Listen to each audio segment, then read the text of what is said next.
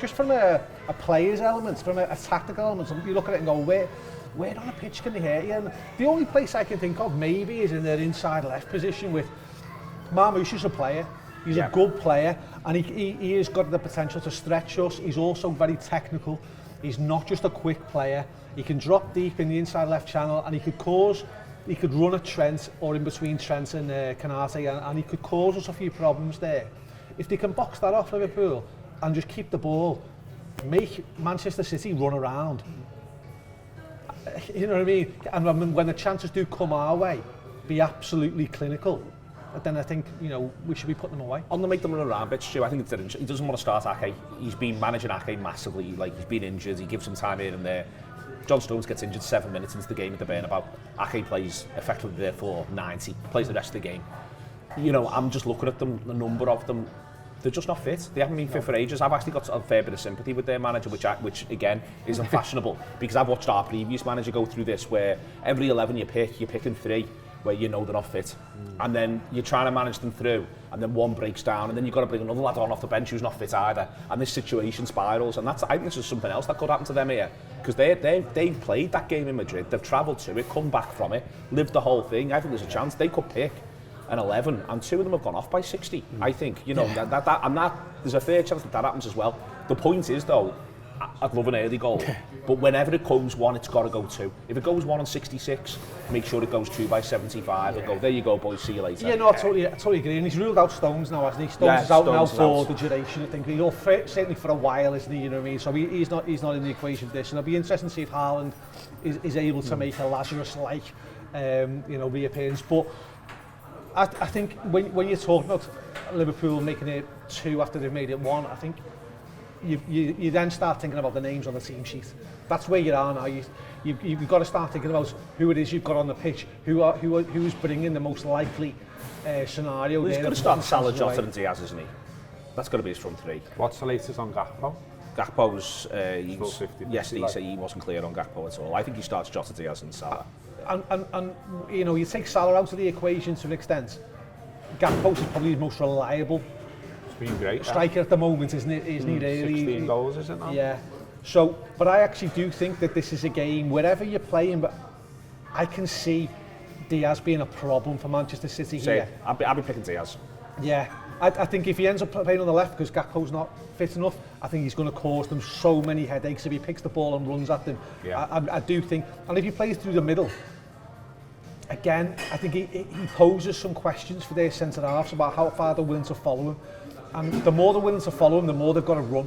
And I think I really do think this game is all about how much we get City to run.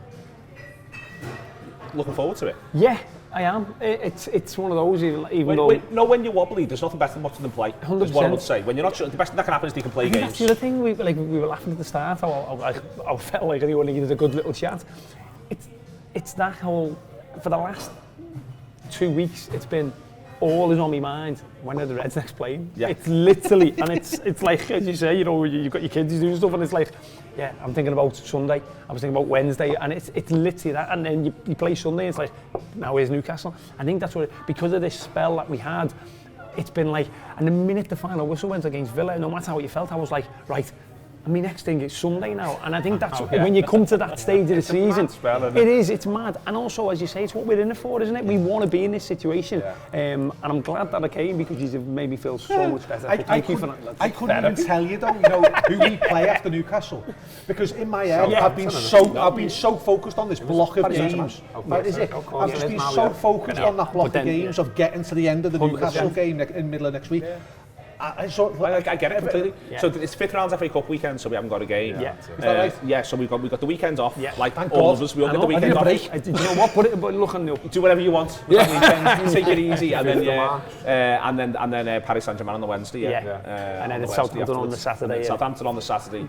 And then Paris Saint-Germain on the Tuesday, and then the League Cup final, and then international break. Yeah. But the League Cup final, I love how much, and it sounds terrible. It's so we don't know we're born, because the League Cup final for us, it's all a bit like, that's some distance away. We're not even thinking about that. And that's one of the reasons why Newcastle just get rolled by City. I think Newcastle have got a problem. It's massively on their minds. And again, that'll hope we wouldn't it? I mean, not that we're talking in this chat about it, but the constant thing that always comes up every now and again about atmospheres in grounds and all that.